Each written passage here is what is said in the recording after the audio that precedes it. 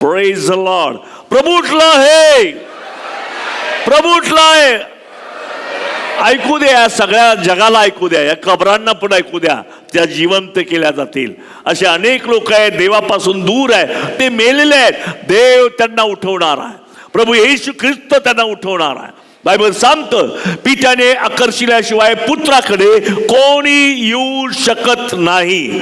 आणि म्हणून आज आपण घोषणा करूया की पित्याला त्याने कार्य करावं आणि प्रत्येक गुडघा येशू चरणात टेकला जावा. प्रभू उठला आहे, प्रभू उठला आहे, प्रभू उठला आहे. याच आपण बसूयात. Hallelujah, praise the Lord, hallelujah. पुन्हा एकदा तुम्हा सर्वांना प्रभू येशू ख्रिस्ताच्या नावात मी अभिवादन सादर करतो. सर्व समर्थ देवाचा मी गौरव करतो, त्याचा सन्मान करतो, त्याला मी उंच करतो. माझ्या जीवनात मी त्याला श्रेष्ठ असं म्हणतो. प्रभू येशू ख्रिस्त महान आहे, तो अद्भुत आहे. अल्फा ओमेगा तो आहे आणि तो जीवन आहे. जो कोणी प्रभू येशू ख्रिस्ताकडे येतो तो म्हणतो मी तुम्हाला जीवन देतो आणि तेही विपुल जीवन देतो. या जगात कसं तरी लोक जगतात मरेपर्यंत, रखडत रखडत, चिंता काळजा रडणं वगैरे आणि आयुष्य संपून टाकतात.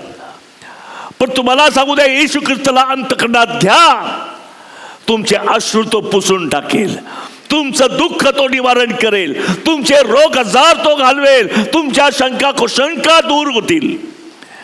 मनुष्याने आपल्या स्वतःच्या विचाराने एक धर्म किंवा एक तत्व बनवलेलं. पण मला सांगू द्या की मनुष्याच्या प्रत्येक विचाराला छेदणारा देवाचा विचार आहे. तो म्हणतो आता फार मला दुःख आहे, येशू म्हणतो मी तुला आनंद देणार आहे. मनुष्याचा विचार आणि तो काही कामाचा नाही. परंतु ज्यावेळेस आम्ही देवाकडे कान लावतो त्यावेळेस तो ओरडून सांगतो भिवू नको, मी तुझ्याबरोबर आहे, मी तुला आनंदित करणार आहे. आज मग प्रत्येकाला पैसे नको आहेत, म्हणजे आमच्या व्यवहारात ते आवश्यक आहे, परंतु ज्याची मला खरी गरज आहे तो म्हणजे आनंद आहे, तो म्हणजे शांती आहे. मगाशी ब्रदर ससानेंनी खूप सुंदर सांगितलं की ते सर्व त्या घाबरून त्या खोलीमध्ये कोंडून ठेवलं होतं, प्रार्थना करत होते. आता मला तुम्हाला सांगू द्या, कोंडणे आणि प्रार्थना करणे किती विरोधाभास आहे. म्हणून कधी कधी आम्ही प्रार्थना करतो, कोंडलेला असतो आणि मग भीतीने प्रार्थना करतो. परंतु या सगळ्या गोंधळाला घालवणारा प्रभू येशू ख्रिस्त त्या ठिकाणी आला आणि तो म्हणाला तू मास शांती असो, आणि सगळं समाप्त झालं. सगळा गोंधळ निघून गेला. आज माझ्या जीवनामध्ये जो काही गोंधळ आहे तो मी निर्माण केलेला आहे. कोणी त्याला जबाबदार नाही, मी जबाबदार आहे. कारण मला अज्ञान आहे, मला समजत नाही, मला देवाचं वचन कळत नाही, देवाची उत्तम ग्रहणीय इच्छा काय ती कळत नाही. आणि म्हणून त्या व्यक्तीच्या जीवनामध्ये त्याला दुःख पाहायला मिळतं. त्याला वाटतं मी अपयशी आहे. पण तुम्हाला सांगू द्या, भिवू नका, येशू ख्रिस्त पुन्हा उठलेला आहे आणि त्याच्यामध्ये सामर्थ्य आहे. फिलिप्पीकराच्या पत्राच्या 3 अध्यायाच्या 11व्या वचनामध्ये त्या ठिकाणी फार सुंदर रीतीने लिहिलं, आपण वाचूयात. फिलिप्पीकर पत्र 3 अध्याय आणि 11 वचन, 10 वचन. हे अशासाठी की तो त्याच्या पुनरुत्थानाचे तो म्हणजे येशू, ते अशासाठी म्हणजे तुम्हाला आनंद पाहिजे का? पाहिजे असेल तर येशू तो त्याच्या पुनरुत्थानाचे सामर्थ्य, त्याच्या पुनरुत्थानात काय सामर्थ्य, आम्ही ते समजून घेत नाही. मला वाटतं सण साजरा करण्यासाठी मला पुनरुत्थानाचा ईस्टरचा दिवस मिळाला, पुनरुत्थानाचा दिवस मिळाला. पण बायबल सांगतं तुला आनंद पाहिजे असेल तर पुनरुत्थानाचं सामर्थ्य काय आहे व त्याच्या दुःखाचे भागीपण. त्याचं दुःख आहे, रडण्यासाठी तर दुःख केलेलं नाही, तर त्याच्या दुःखामध्ये तुमचं आणि माझं सुख आनंद सामावलेला आहे. म्हणून तो येशू ख्रिस्त त्याच्या शिष्यांना त्या स्त्रियांना म्हणाला, माझ्यासाठी रडू नका. मग कारण त्याला दुःखात होता, तो रक्तबंबाळ झाला होता, फटके मारले होते. मग त्या स्त्रियांना आधीच रडत होत्या, त्यात अजूनच रडायला कारण झालं. परंतु येशू ख्रिस्त म्हणतो की तुम्ही माझ्यासाठी रडू नका, तर आपल्या मुलाबाळासाठी रडा. तर मला सांगू द्या की आज वधस्तंभावरच्या ख्रिस्ताकडे पाहून रडू नका. तुम्ही आणि मी जर मला ख्रिस्त समजत नाही, त्याचं पुनरुत्थान समजत नाही, त्याचा वधस्तंभ समजत नाही, तर मी दुःखामध्ये, मी अपयशामध्ये. आणि म्हणून तो म्हणतो तुम्हाला असं जर पाहिजे असेल तर तो म्हणजे येशू ख्रिस्त त्याच्या पुनरुत्थानाचं सामर्थ्य आणि त्याच्या दुःखाचं सहभागीपण करा. अनेक वेळा लोक ऐकतात पण सहभागी होत नाही. लक्षात घ्या, ऐकतं 7 वाक्य, तो चांगला बोलला, हा चांगला बोलला, तो थोडाच वेळ बोलला, तो जास्त वेळ बोलला, म्हणजे लोक फक्त 7 वाक्य ऐकतात. परंतु बायबल सांगतं तुम्ही त्याच्या दुःखामध्ये सहभागी व्हा.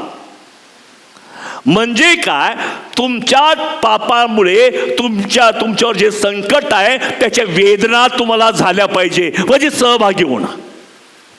आम्हाला माहिती की आम्ही प्रत्येक जण पाप करतो किंवा आमच्यामध्ये काही उणीवता आहेत, कुठे कुठे आम्ही चुकतो, चुकीचे निर्णय आम्ही घेतो, त्यामुळे पुष्कळ दुःख आम्हाला होतं.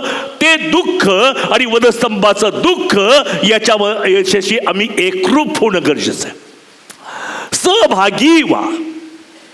अनेक लोक येशू ख्रिस्ताला बघ्यासारखे पाहतात, बघणारे, बघे.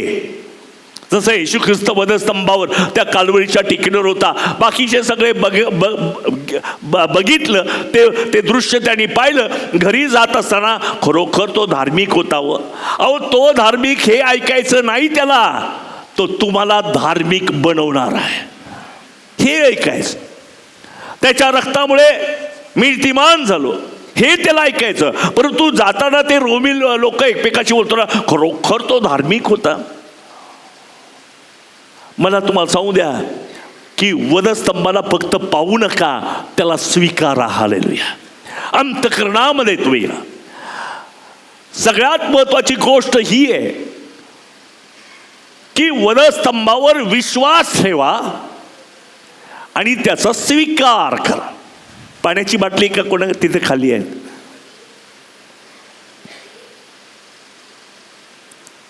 आता मी तुमचा विश्वास पाहणार आहे बरं का. या बाटलीत काय, हा विश्वास दांडका आहे तुमचा. मग विश्वास घेऊन फिरतो, चर्चला जातो विश्वास घेऊन. परंतु स्वीकारणं म्हणजे काय, तर यातलं पाणी पिणं. अनेक लोक येशू ख्रिस्तावर विश्वास ठेवतात पण त्याला ग्रहण करत नाही. त्यामुळे त्यांच्या वैयक्तिक जीवनामध्ये पुनरुत्थानाचं सामर्थ्य त्यांना पाहायला मिळत नाही. मला सांगू दे की अविश्वास सामर्थ्याला दुर्बळ करतो. अविश्वास, त्यामुळे सामर्थ्याची कृत्ये घडत नाही, आरोग्य एखाद्याला मिळत नाही किंवा एखाद्याला चमत्कार होत नाही, कारण अविश्वास आहे. पण मला तुम्हाला सांगू द्या की ज्यावेळेस आम्ही ख्रिस्ताला ग्रहण करतो त्याच्यात एक नशा आहे, नशा. तर ती नशा कार्य करायला लागते. ज्यावेळेस लोक दारू पितात ना, बोलताना सुरुवातीला चांगलं बोलतात, नंतर इंग्लिश बोलतात. ती पॉवर कशाची आहे, त्या दारूची आहे. हालेलुया. म्हणून पवित्र आत्म्याने भरणं म्हणजे दारुड्याची उपमा दिलेली आहे. द्राक्ष रसाने मस्त होऊ नका, तर काय करा, आत्म्याच्या सामर्थ्याने भरा, आत्म्याच्या सामर्थ्यामध्ये भरा. म्हणजे पवित्र आत्म्याने भरणं ही गोष्ट एका भरपूर दारू पिलेल्या माणसासारखी. मग जे बोलायचं नसतं ते पण बोलून जातं. तसाच आत्म्यानं भरलेला मनुष्य देवाच्या गोष्टी बोलायला लागतं. तो आपल्या गोष्टी बोलत आहे, तर देवाच्या गोष्टी बोलतो. Praise the Lord. म्हणून द्राक्षरसाने मस्त होणं याची तुलना आत्म्यानं भरल्याशी केलेली आहे. म्हणजे एखादा मनुष्य आत्म्याने भरला म्हणजे तो अन्य भाषा बोलतो असा त्याचा अर्थ आहे का? बोला, तुम्ही बोलायचं असेल तर, तुम्हाला देवाने दान दिलं तर बोला, परंतु तो अन्य भाषात बोलतो म्हणजे आत्म्याने भरलाय असा अर्थ नाहीये. तो आत्म्याने भरला म्हणजे त्याच्या जीवनातून देवाच्या गोष्टी प्रगट व्हायला लागलेल्या आहे. त्याच्या बोलण्यामध्ये दारुड्याचं बोलणं कसं जरा इकडं तिकडं नाही का, जीभ जड होते वगैरे, तो काहीतरी बोलायला लागतो, बरळतो सुद्धा. मला तुम्हाला सांगू द्या, ज्यावेळेस तुम्ही आत्म्याने भरता त्यावेळेस तुमचं बोलणं बदलतं. तुम्ही रागाने बोलत होता, आता प्रेमाने बोलायला लागलेला आहात. हा प्रभाव कोणाचा आहे? तो पवित्र आत्म्याचा आहे. Praise the Lord. आणि म्हणून या गोष्टीकडे आम्ही लक्ष दिलं पाहिजे. पवित्र शास्त्रामध्ये जर आम्ही पाहिलं की पुनरुत्थान ही गोष्ट बायबलच्या केंद्रस्थानी आहे. केंद्र. जर मी असं म्हटलं, असं तुम्हाला विचारलं, जर पुनरुत्थान नसतं तर इतर पुस्तकांसारखं हे पुस्तक असतं. केवळ पुनरुत्थानामुळे या पुस्तकाला विशेष महत्व आहे. म्हणून आज सैतान काय करत आहे, लोकांना पुनरुत्थान झालंच नाही असं म्हणायला लागलेलं. का?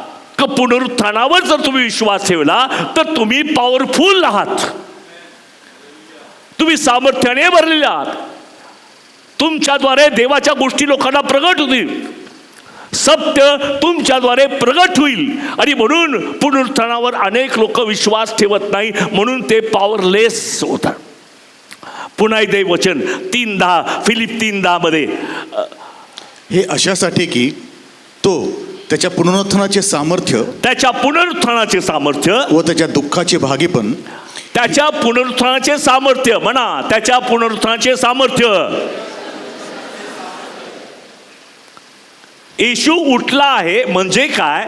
मला सामर्थ्याने भरलेलं आहे. सगळे लोक म्हणतात एकमेकांना की प्रभू उठलाय, प्रभू उठला. मी पण म्हणतो खरोखर उठलाय, पण आता ती प्रथा पडलेली आहे, रूढ प्रथा. प्रभू उठलाय. एकदा माझ्याही सांगत होती, ती सोलापूरची होती, ती नगरमध्ये आली.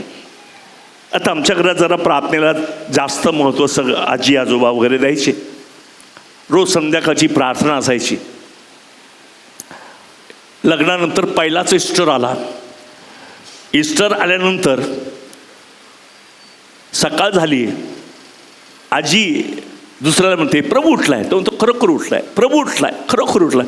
घरातले सगळे लोक एकमेकाला भेटून अभिवादन करतात, प्रभू उठलाय, खरोखर उठला. माझ्या आईला फार मोठं आश्चर्य वाटलं, यांनाच दिसतो, मला कसा दिसत नाही. आणि तिला भीती वाटायला लागली. आणि तिने ही प्रथा म्हणजे प्रथा पडलेली आहे, परंतु तिला दिसलाच नाही तर ती कशी म्हणेल की प्रभू उठला आहे. आणि म्हणून सकाळी ज्यावेळेस स्तवन माझ्याकडे आला, तो मला म्हटला प्रभू उठला. मी पण त्याला म्हटलो खरोखर उठलेला आहे. मी म्हटलं कधी सकाळी दिसला का? तो असा जवळला. चर्चला येताना दिसला का? तो पाहायला लागला. त्याच्या वाक्यावर त्याला थोडा प्रश्नचिन्ह निर्माण झालं. मला माहिती आहे त्याच्यामध्ये हा प्रश्न यावा ही माझी इच्छा होती. तर मी त्याला म्हटलं की प्रभू उठला आहे हे तुला कशावरून दिसतं? तर बायबलमध्ये मला ख्रिस्त दिसतो. जो बायबल वाचतो त्याला येशू दिसतो. तो प्रथांकडे पाहत नाही, त्याने खरोखर ख्रिस्ताला पाहिलेलं आहे. जो कोणी येशू ख्रिस्तावर विश्वास ठेवतो, ज्याच्या पापाची क्षमा झालेली आहे, जो त्याची वाट पाहतो, त्याला बायबलमध्ये ख्रिस्त दिसतो. बायबलमध्ये असं सांगितलेलं आहे की ज्यावेळेस इब्रिकराचं 11 अध्याय 24 पासून पुढे जर वाचूया आता आपण 24-25. मोशाने प्रौढ झाल्यावर आपणास फारोच्या कन्येचा पुत्र म्हणण्याचे विश्वासाने नाकारले. पुढे. पापाचे क्षणिक सुख भोगणे यापेक्षा देवाच्या लोकांबरोबर दुःख भोगणे हे त्याने पसंत करून ख्रिस्ताचं दुःख आहे बरं का. पापाचं क्षणिक सुख भोगणे यापेक्षा देवाच्या लोकांबरोबर दुःख सोसणे. आता हे दुःख काय ते वधस्तंभाचं दुःख आहे. पुढे. ख्रिस्ताचा अपमान सोसणे. कोणाचा? मोशेच्या काळात तो पण म्हटलं असता प्रभू उठलाय, खरोखर उठलाय. कुठं पाहिलं? त्याला प्रश्न पडला असता कुठं पाहिलं. त्याला तर कोणी सांगितलं पण नाही. परंतु बायबल सांगतं त्या राजवाड्यामध्ये, इजिप्तमध्ये विश्वासणाऱ्या लोकांमध्ये, देवाच्या लोकांमध्ये, इस्रायल लोकांमध्ये एक व्यक्ती त्याला दिसला. तो कोण आहे? ख्रिस्त आहे. म्हणून ख्रिस्ताच्या दुःखामुळे त्यांनी निर्णय घेतला, आजपासून मी चर्चला जाणार आहे. देवाच्या लोकांबरोबर दुःख सोसणं त्याने पसंत केलं. म्हणजेच आत्ताच्या काळामध्ये मंडळी बरोबर राहण्याचं त्याने पसंत केलं राजवाड्यात राहण्यापेक्षा. का? त्याला येशू दिसला. त्या लोकांमध्ये एक व्यक्ती त्याला दिसला, येशू दिसला. ज्याने येशूला पाहिलेला आहे तो कशाचाही त्याग करू शकतो. तो राजवाडा काय मोशे राहत होता त्या राजवाड्यात राहत होता. तो राजवाडा त्याला फिक्का का वाटला? कारण त्याच्यापेक्षा प्रभावी येशू त्याला दिसला. म्हणून मला तुम्हाला सांगू द्या, जर कोणी बायबलमध्ये पाहत असेल तर त्याला जगाच्या गोष्टी केर कचरा वाटायला लागतात. हालेलुया. या जगाच्या गोष्टी त्याला इतक्या महत्त्वाच्या, ते येतात जातात, घडणारच आहे. परंतु जर मी ख्रिस्ताला पाहतो, मला तुम्हाला हे सांगायचं आहे, येशू ख्रिस्ताचं पुनरुत्थान त्याच्यामध्ये देवाचं सामर्थ्य आहे. येशू ख्रिस्ताने एक दिवशी मातेला तो म्हणाला, पुनरुत्थान व जीवन मीच आहे. पुनरुत्थान व जीवन मीच आहे. मी असतो तर काय म्हटलं असतं? पुनरुत्थान व जीवन माझ्याजवळ आहे, दे तुला पण थोडंसं. पण तू मला सांगू द्या की येशूच्या जवळ पुनरुत्थान नाही, येशूच पुनरुत्थान आहे. याचा अर्थ काय? ज्यावेळेस मला सामर्थ्याची कृत्य पाहिजे असतात त्यावेळेस मी येशूकडून मिळतो, कारण तो पुनरुत्थान आहे. ज्याने मरणावर विजय मिळवला, आणखी काय बाकी राहिले? कशावरही विजय मिळवतो. तुमच्या संकटावर, आजारावर, रोगांवर, प्रश्नांवर, सैतानी हल्ल्यावर सहज मिळतात. कारण सगळ्यात मोठा जो शत्रू आहे ते मरण ख्रिस्ताने जिंकलं, म्हणून तो पुनरुत्थान आहे, म्हणजेच तो देवाचं सामर्थ्य आहे. म्हणून मला पावर अशी घ्यावी लागत नाही. थोडा तुला पण घे, थोडं त्याला पण दे, थोडं त्याला दे. त्याला मला आता पावर अशी घ्यावी लागत नाही. मी येशू ख्रिस्ताकडे पाहतो आणि आपोआप पावर माझ्यामध्ये रिलीज होते. हॅलो, रिलीज होते. म्हणून ज्याने त्याच्याकडे पाहिले ते प्रकाश पावले, कारण त्यांची तोंडे लज्जेने काळवंडतच नाही. जे त्याच्याकडे पाहतात ते कधी काळवंडणार नाहीत. कारण ज्याच्याकडे ते पाहतात तो स्वतः पुनरुत्थान आहे, तो स्वतः पावर आहे. त्याने कुठून तरी आणून तुम्हाला नाही दिली, तो स्वतः आहे. ही सोर्स. म्हणून बायबल सांगतं सृष्टीचे आदिकारण म्हणजे काय? जगात जे काही तुम्हाला दिसतंय त्याची सुरुवात येशू ख्रिस्तापासून आहे. ही फर्स्ट, अल्फा आणि ओमेगा. म्हणून पावरची सुद्धा सुरुवात कोण आहे? येशू. कोण आहे? मला नाही वाटत तुमचा विश्वास आहे म्हणून. कोण आहे? मग पावर पाहिजे तर कोणाकडे झालं? इलेक्ट्रिक पावर पाहिजे तर रास्तापेठेत झालं. पण सुपर नॅचरल पावर पाहिजे असेल तर कोणाकडे झालं? येशू. कारण तो म्हणतो पुनरुत्थान व जीवन मीच आहे. मला एक गोष्ट सांगायची ते सांगणारा जो पौल आहे त्याचा इतिहास फार वेगळा आहे. तारण पावण्यापूर्वी तो एका पुरुषाकडे शिकत होता नियमशास्त्र. का शिकत होता? कारण त्याला नीतिमत्व पाहिजे होतं. आता नियमशास्त्रामुळे लोक धार्मिक होतात पण नीतिमान होत नाहीत. हॅलो, म्हणजे कोणताही जे शिक्षण जगामध्ये, कोणत्याही प्रकारचं शिक्षण जगामध्ये ते मनुष्याला फक्त धार्मिक बनवतं, नीतिमान बनवत नाही. कारण स्वर्गाच्या राज्यात धार्मिक जाणार का नीतिमान जाणार? नीतिमान जाणार. परंतु ज्या गोष्टीचा शोधक आहे, मला नीतिमत्व पाहिजे, अब्रामाला होतं ना तसं मला पाहिजे, मला नीतिमत्व पाहिजे, म्हणून तो त्या पुरुषाकडे गेला की ह्याच्याकडून काहीतरी मिळेल, मला नीतिमत्व मिळेल. परंतु त्याच्यानंतर त्याच्यामध्ये एक वेगळा स्वभाव निर्माण झाला आणि तो धर्माचरण करत बसला. पण नीतिमत्वाची काही शाश्वतीच नाही. म्हणून सर्वांनी पाप केलं म्हणजे नीतिमत्व नाहीये. वा धार्मिक वा, 40 काय 80 दिवस उपास करा, पण नीतिमत्व मिळणार नाही. आणि स्वर्गात जायचं असेल तर नीतिमत्व पाहिजे. आणि म्हणून त्याला तो निराश झाला आणि त्याला कळलं की हे जे नियमशास्त्र आहे, हे जे धर्मशास्त्र आहे मला धार्मिक बनवेल पण नीतिमान बनवणार नाही. या जगात अनेक असे लोक आहेत, ख्रिस्ती पण आहेत, ते धार्मिक आहेत पण नीतिमान नाही आहेत. म्हणून दमास्कसच्या वाटेवर जात असताना ज्याच्या शोधात होता मला नीतिमत्व पाहिजे, मला नीतिमत्व पाहिजे, तो दमास्कसच्या वाटेवर गेला. प्रभू येशू ख्रिस्त अवतरला आणि त्याला धार्मिकता नाही, नीतिमत्व मिळालं. म्हणून एवढे दुःख का पौलाने सहन केले? कारण ज्याच्या शोधात तो होता ते त्याला मिळालं. हल्लो, आज आम्ही कोणाच्या शोधात आहोत? त्या बागेमध्ये येशू ख्रिस्त पुनरुत्थित झाला,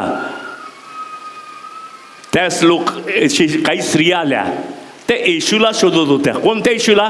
मृत येशूला. पण त्या ठिकाणी येशू ख्रिस्त त्यांना म्हणतो, तुम्ही जिवंताचा शोध, जे शोधतात ते तुम्हाला मिळेल. पण आज वचन सांगतं येशू ख्रिस्त मेला आणि तिसऱ्या दिवशी पुन्हा उठला. म्हणून आज आम्ही मेलेल्या ख्रिस्तापेक्षा जिवंत ख्रिस्ताला आज शोधतो आणि अभिमानाने सांगतो येशू जिवंत आहे. Praise the Lord. आणि ही गोष्ट आमच्यासाठी महत्वाची. अनेक लोक वधस्तंभावरचा ख्रिस्त सगळ्यांना आवडतो. मला तर सांगू द्या, वधस्तंभावरचा ख्रिस्त आणि पुनरुत्थित ख्रिस्त एकच आहे. पण त्याच्यामध्ये शिक्षण, वधस्तंभाचा ख्रिस्त म्हणजे माझ्यातला आदाम मेला, म्हणून आम्ही वधस्तंभावर त्याच्याबरोबर खिळले गेलो, म्हणजे मेलो. मग मी मेलो म्हणजे काय मेलं? माझ्यातला आदाम मेला, पाप मेलं, जुना स्वभाव मेला, वधस्तंभावर मेलो, पुरलो. किती लोकांना माहिती आहे मेलेल्या माणसाला पुरतात? जरा हात वर करावं म्हणजे तुम्हाला कळेल मी काय म्हणतो ते. पुरलो.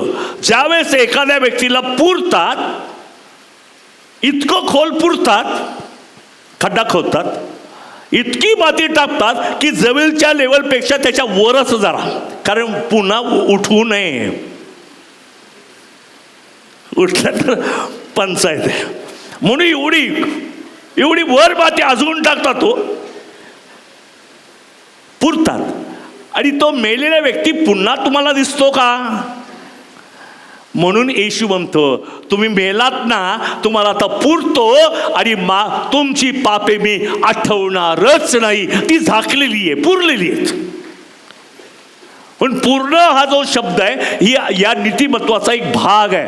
म्हणून बायबलमध्ये पुरण्याविषयी स्पष्ट लिहिले, तो मेला आणि पुरला गेला आणि तिसऱ्या दिवशी पुन्हा उठला, म्हणजे त्याला नवीन सामर्थ्य मिळाले. आता मेलेला उठू शकतो का? मग हा कसा उठला? कारण त्याला उठवणारी एक शक्ती शक्ती आहे, ते पुनरुत्थानाचं सामर्थ्य आहे. आणि त्या सामर्थ्याने काय केलेलं आहे की येशू ख्रिस्त मेला होता पण तिसऱ्या दिवशी पुन्हा उठला. मग याच्यापासून मला काय घ्यायचंय? रोमकराचं पत्र 8 अध्याय 11 वचन. रोम 8:11. ज्याने येशूला मेलेल्यातून उठविले त्याचा आत्मा जर तुम्हामध्ये वास करतो, तर ज्याने ख्रिस्ताला मेलेल्यातून उठविले तो तुम्हामध्ये वास करणाऱ्या आपल्या पवित्र आत्म्याने तुमची मर्त्य शरीरे जिवंत करेल. प्रभू ते कबरेत ठेवलंय, मर्त्य झालंय. मार्था तर म्हणते लाजराच्या विषयी 3 दिवस झाले नको, वास सुटला असेल. मर्त्य मर्त्य अशक्य आहे, कठीण आहे, मोठं संकट आहे, मोठ्या पापामध्ये मर्त्य आहे. पण पवित्र आत्म्या पुनरुत्थानामध्ये जे सामर्थ्य आहे ते सामर्थ्य मर्त्य गोष्टीला अमरत्व देतं. आणि हे कन्सेप्ट आहे बायबलमध्ये. म्हणून पुनरुत्थान साजरा करण्यासाठी नाही, चला हॅपी बर्थडे म्हणूया. आज एखाद्या मुलाचा बर्थडे साजरा करताना कधी कधी तर असा कंटाळा येतो ना, इतका थकलेला असतो, पण एखादा बर्थडे येतो ना, हा एकदाचा झाला, संपला बर्थडे, चला आता झोपूया. तर मला तुम्हाला हे सांगू द्या, हे सेलिब्रेशन करण्यासाठी पुनरुत्थान नाही, पुनरुत्थान स्वीकारण्यासाठी आहे, पुनरुत्थानाची पावर धारण करण्यासाठी. म्हणून जिकडं जाल तिथं पुनरुत्थित ख्रिस्ताच्या नावाने तुम्ही जा, अशक्य गोष्ट शक्य होणार आहे. न तुमची कामं अडलेली असतील, सुरळीत होणार आहे, दार उघडले जाणार आहेत. Praise the Lord. He power कशात आहे? येशूच्या पुनरुत्थानामध्ये. आणि बायबल सांगतं की त्या पुनरुत्थानामुळे आम्हाला एक अद्भुत पॉवर मिळालेली आहे. मी येशूचा स्वीकार करतो म्हणजे येशू मेला याच्यावर विश्वास होतो म्हणजे माझ्यातलं पाप मेलं. येशू पुरला गेला याच्यावर विश्वास होतो म्हणजे माझी पाप देव आठवणारच नाही. येशू ख्रिस्त पुन्हा उठला याचा अर्थ मी सामर्थ्याने भरलेले आहे. हे गॉस्पल आहे, हे शुभवर्तमान. आणि ज्यावेळेस आम्ही याला स्वीकारतो आणि जिकडे जातो शुभवर्तमान आपला प्रभाव दाखवतं. तुम्ही नाही दाखवत. तुम्ही म्हणशील रॉबिन मार्कर काय चांगलं बोलता, त्याचा प्रभाव नाही पडत. येशू ख्रिस्त पुनरुत्थित झाला, त्या पुनरुत्थानाच्या सामर्थ्यामुळे आज देव तुम्हाला तृप्त करत आहे, शुद्ध करत आहे, आशीर्वादित करत आहे. हालेलुया. पुनरुत्थानाचं सामर्थ्य काय ते त्याला समरूप होऊन समजून या. नुसतं वरवर पाहून हा झालं पुनरुत्थान, 2000 वर्षापूर्वी झालं. 2000 वर्षापूर्वी येशू मेलेल्यातून उठला, पण त्या उठवण्याचं सामर्थ्य जे आहे ते आजही तुमच्यामध्ये आहे. हालेलुया. फक्त येशूला उठवण्यासाठी ते सामर्थ्य नाहीये. जो कोणी त्या पुनरुत्थित ख्रिस्ताला ग्रहण करतो तेच कबरेमध्ये दाखवण्यात आलेलं सामर्थ्य आजही तुमच्या जीवनामध्ये देव प्रगट करणार आहे आणि अशक्य गोष्ट शक्य होणार. म्हणून म्हटलं विश्वास धरशील तर देवाचं गौरव पाशील. विश्वास धरणार का? आणि कॉन्फिडन्सने विश्वासाने म्हणा मी पुनरुत्थानाच्या सामर्थ्याने भरलेलं आहे, मी येशूला स्वीकारलंय, तो मेला, पुरला गेला, पुन्हा उठला याच्यावर माझा विश्वास आहे. आणि येशूच्या नावाने जा, पुनरुत्थानाचं सामर्थ्य तुमच्या पावला पावलाला प्रगट होणार आहे. आज एक बहीण सकाळीच माझ्याकडे आली आणि ती म्हटली की साहेब मी पहाटेच तुमच्यासाठी तुम्हाला प्रार्थना करणार होतो पण डिस्टर्ब नको, परंतु आज सकाळी मला वेगळा अनुभव आला की असं वाटलं की प्रार्थना करतच राहावी थकवा नाही काय नाही. तर हे पॉवर कशाची आहे? ती पवित्र आत्म्याची, पुनरुत्थानाची आहे. Praise the Lord. Divine life जगा, नॉर्मल लाईफ जगतात. कोणी पण जगतात, प्राणी पण जगतात, न तारलेले पण जगतात आणि काही वेळेस ख्रिस्ती लोक पण जगतात.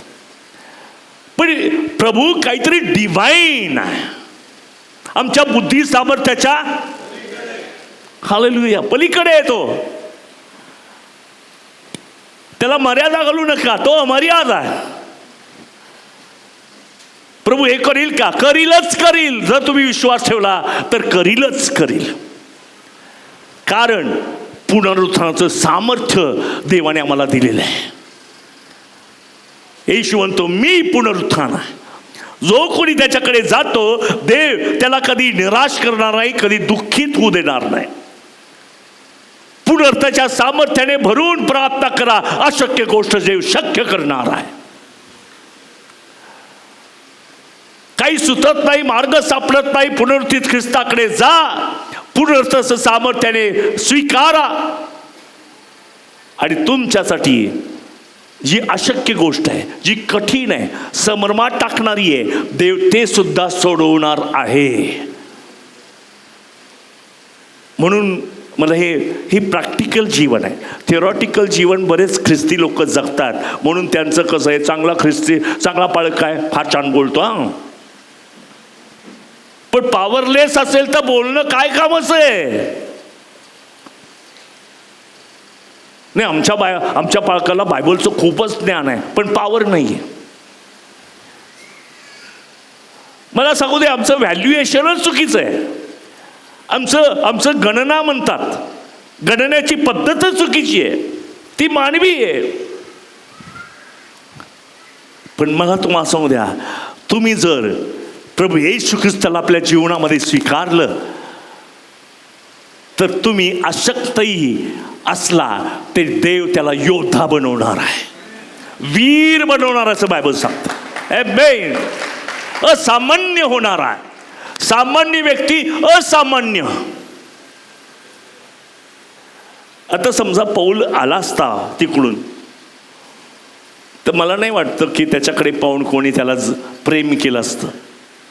कधी एक तर त्याचे डोळे चिपडे झाले होते, तो बुटकासाच होता, डोळे चिपडे. दमास्कसच्या वाटेवर डोळे बंद झाले होते ना, खपल्यासारखं काहीच पडलं, तेव्हापासून त्याचे डोळे चिपडेच होते. तर बुटका पण होता.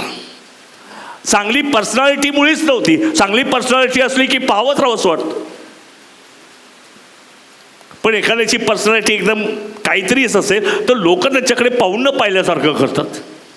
पर्सनॅलिटी, पौलाजवळ पर्सनॅलिटी नव्हती, पण पौलाचं आम्ही स्वागत केलं असतं, त्याला डोक्यावर घेतलं असतं, कारण त्याच्यामध्ये पुनरुत्थानाचं सामर्थ्य आहे.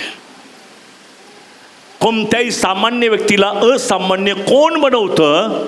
पुनरुत्थानाचं सामर्थ्य, देवाचं वचन. त्याच्यामुळे देव त्या व्यक्तीला आणि एक असामान्य असं बनवतं,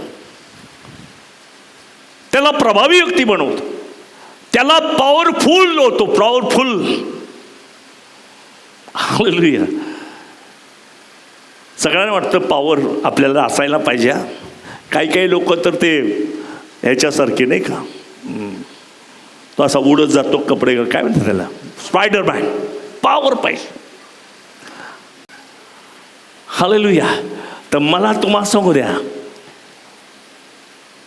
की प्रभू येशू ख्रिस्त तुमच्यामध्ये आल्यानंतर तुम्हाला डुप्लिकेशन करण्याची काही गरजच नाही. ओरिजिनली तुम्ही पॉवरफुल आहात. हालेलुया.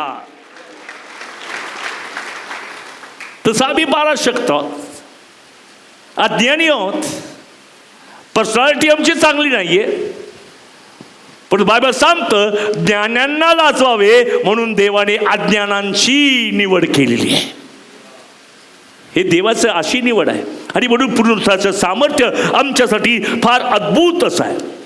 रोमकराचं पत्र 9 अध्याय, ज्यावेळेस पौल त्या गमालीलच्या हाताखाली नियमशास्त्र शिकत होता, परंतु फळ काहीच नव्हतं मिळत, अपयशी. जे नीतिमत्व त्याला पाहिजे होतं त्याच्यातून मिळतच नव्हतं. तर मग आपण काय म्हणावे असे की जे विदेशी लोक नीतिमत्वाच्या मागे लागले नव्हते? आमेन. सगळे लोक नीतिमत्वाच्या मागे लागले. आता कोणतेही धार्मिक करा, कशासाठी करतात? नीतिमत्व पाहिजे, सुटका पाहिजे, मोक्ष पाहिजे, तारण पाहिजे. सगळे लोक जगातले नीतिमत्वाच्या मागे आहेत. चांगली गोष्ट आहे. हां, जे लोक नीतिमत्वाच्या मागे लागले नव्हते त्यास नीतिमत्व म्हणजे जे नीतिमत्व विश्वासाच्या द्वारे आहे ते प्राप्त झाले. आमेन. जे लोक नीतिमत्व सर्व जगातले लोक शोधत होते पण त्यांना सापडत नव्हतं, पण जो कोणी येशू ख्रिस्तावर विश्वास ठेवतो अब्रामासारखा त्याला फुकटवारी नीतिमत्व प्राप्त होतं. म्हणून आज आनंद करा. तुम्ही फार मोठ्या गोष्टी तुम्ही सॅक्रिफाईस केले म्हणून नीतिमत्व मिळत नाही. नीतिमत्व केवळ येशू ख्रिस्तावर विश्वास ठेवल्याने फुकटवारी मिळत आहे. आणि आज तुम्ही नीतिमान आहात. आपण टाळ वाजू या गोष्टीसाठी की मी नीतिमान आहे. काही लोक तरुण म्हणतात नाही मला ना त्या SP कॉलेजमध्ये ॲडमिशन मिळालं, काही म्हणतात फर्ग्युसन मिळालं, काही म्हणतात वाडिया, काही लोकांना वाडिया आवडतं, वाडिया मिळलं. किती आनंद म्हणतो रे का ॲडमिशन मिळाल्याबद्दल. सगळ्यात मोठा आनंद तेव्हा आहे जेव्हा तुमचा स्वर्गामध्ये ॲडमिशन होता. हे सगळ्यात मोठी गोष्ट आहे. म्हणून त्याला महत्त्व द्या. जगात ॲडमिशन मिळालं की आम्ही लगेच नाचायला लागतो, पण नीतिमत्व मिळाल्यावर किती मोठा आनंद तुम्हाला व्हायला पाहिजे. म्हणून rejoice in the Lord. Again I will say rejoice. प्रभूमध्ये सर्वदा आनंद करा. का? तुम्हाला नीतिमत्व मिळाले. आणि मग जो कोणी येशू ख्रिस्तावर विश्वास ठेवतो आणि त्याचं पुनरुत्थान झालेलं आहे याच्यावर विश्वास ठेवतो, मी तुम्हाला चॅलेंज देऊन सांगतो की तुम्हाला नीतिमत्व मिळालेलं आहे. हालेलुया.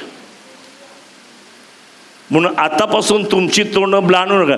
भाकर नाही मिळाली तर कधी कधी तोंड ब्लान होतं नाही का, पण ज्याला नीतिमत्व मिळतं त्याला भाकरीची सुद्धा आठवण राहत नाही.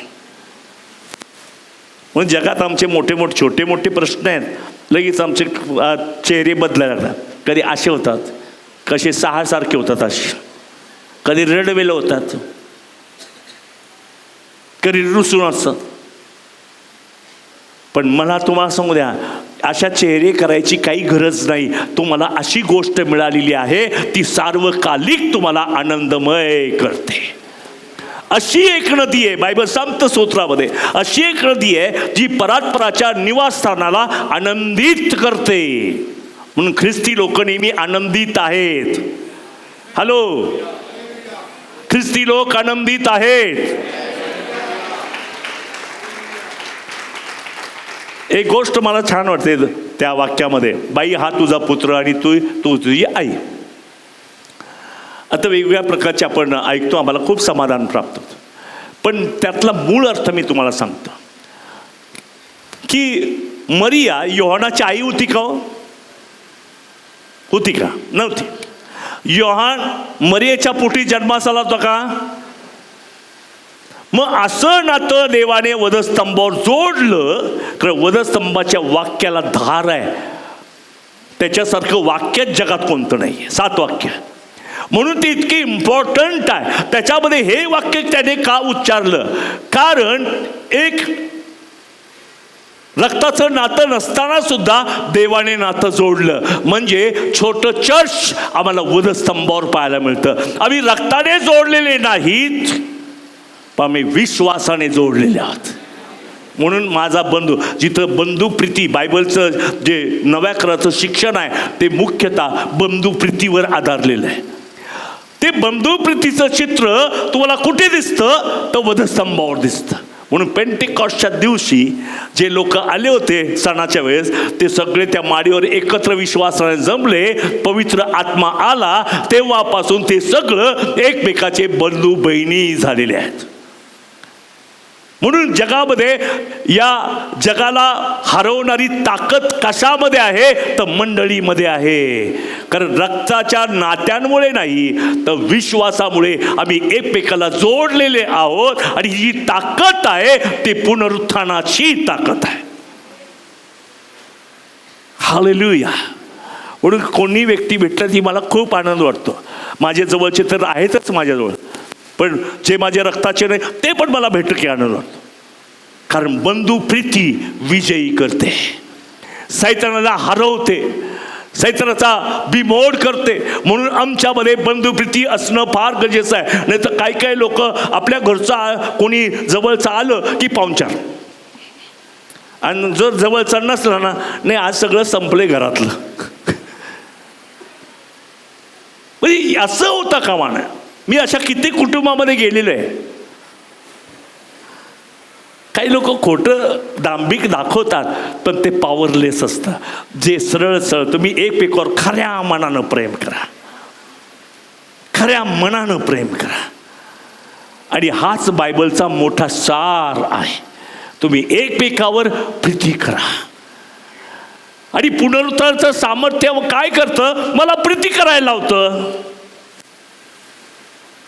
हे सामर्थ्य आहे, ही प्रीती करणं हे पॉवर आहे. जसं पाणी पिणं हे पॉवर आहे, तसं एकमेकावर प्रेम करणं यालाही पण पॉवर लागते. आता एखादा व्यक्ती मला कधी आवडत नव्हता पूर्वीच्या काळात. तो दिसला की लगेच असं वाटायचं की नको, याला भेटायला नको, त्रासदायक आहे खूप. इतिहास सगळा आठवायला लागतो. यांनी मला एवढा त्रास दिला, तेवढा त्रास दिला, इथं माझ्या विरुद्ध उभा राहिला, माझ्या विरुद्ध काय बोलतो, मला नाही त्याला भेटायची इच्छा आहे. त्याला पॉवर लागते, त्याला भेटायची इच्छाच नाही. हे अशक्तपण आहे.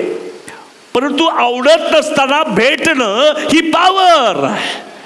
आणि अशा आवडत नसलेल्या व्यक्तीला मी प्रेमाने भेटतो, याचा अर्थ पुनरुत्थानाचं सामर्थ्य माझ्यामध्ये काम करत आहे. Praise the Lord. हे पुनरुत्थानाचं सामर्थ्य आहे, ते समजून घ्या. तोपर्यंत मला ख्रिस्ताचं ज्ञान होणारच नाही. नाव माहीत होईल, ज्ञान माहीत होणार नाही. त्याचं शिक्षण,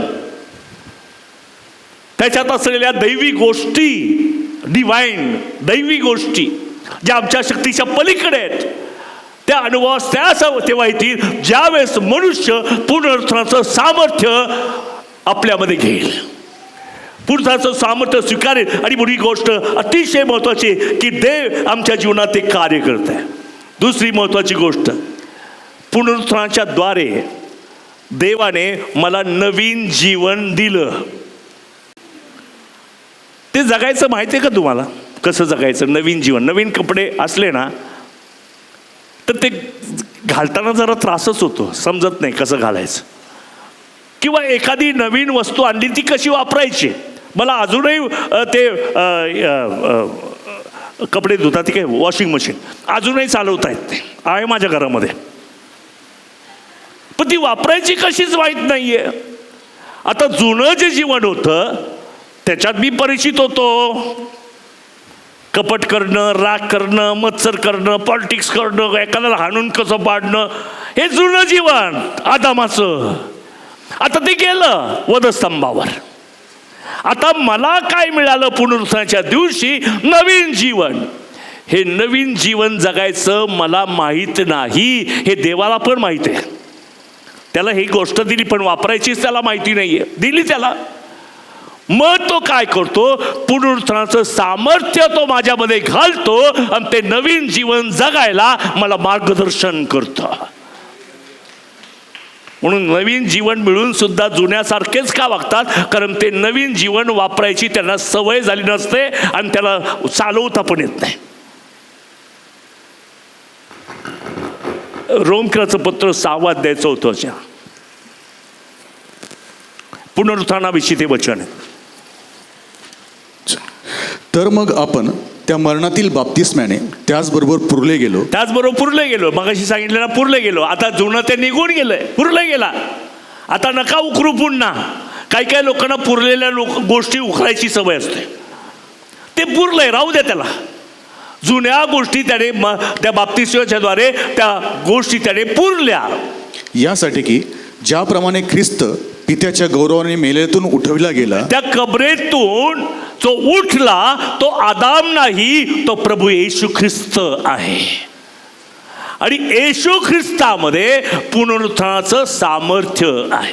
आणि पुढे फार महत्त्वाचं म्हटलं, त्याप्रमाणे आपणही जीवनाच्या नाविन्यात वागणूक करावी. आमेन. कोण? कशामुळं? तो मरणातून उठला, त्याच्यामुळे जीवनाच्या नाविन्यात जगण्यासाठी तो मला मदत करतो. माझं काही ज्ञान नाही, ब्रँड न्यू लाईफ मिळालंय मला, पण वापरायचं कसं? मग कधी कधी मी जुन्याच पद्धतीने नवीन वापरतो. जसं आतापर्यंत जगत होतो तसंच नवीन जीवन मी वापरतो.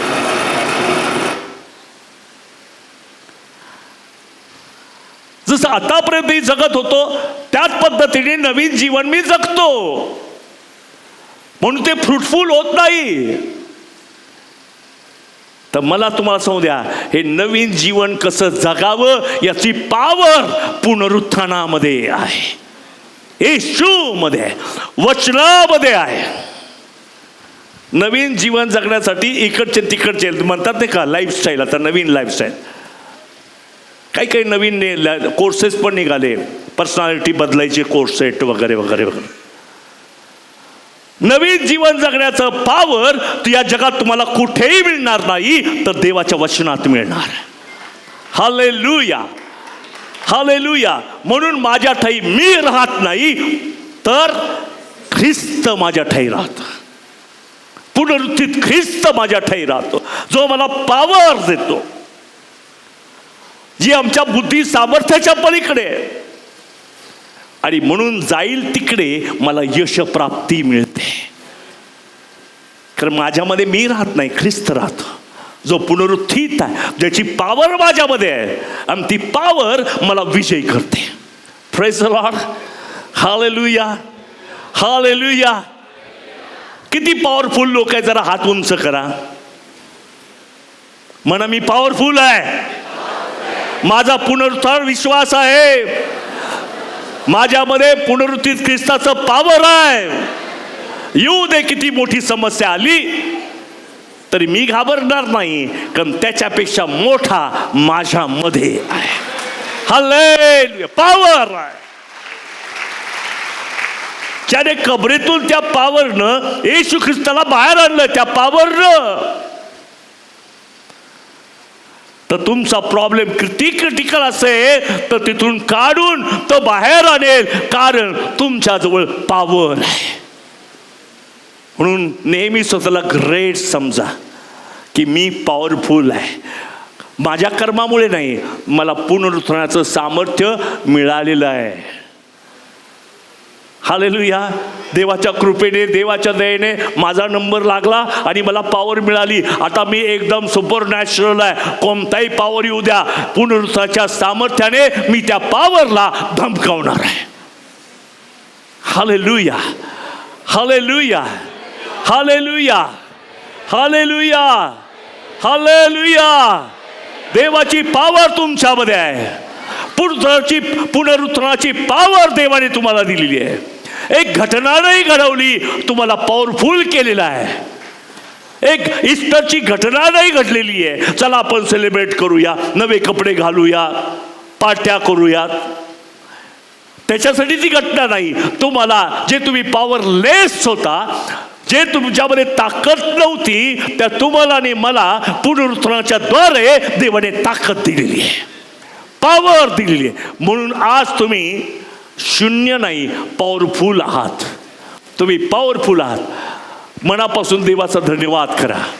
देवाने माझ्यावर कृपा केलेली आहे, मला पॉवर दिलेली आहे. जो मी पॉवरलेस होतो तो आज मी पॉवरफुल आहे, येशूच्या नावाने, पुनरुत्थानाच्या द्वारे. Praise the Lord. हालेलुया. जोरदार आपण टाळ्या वाजवूया.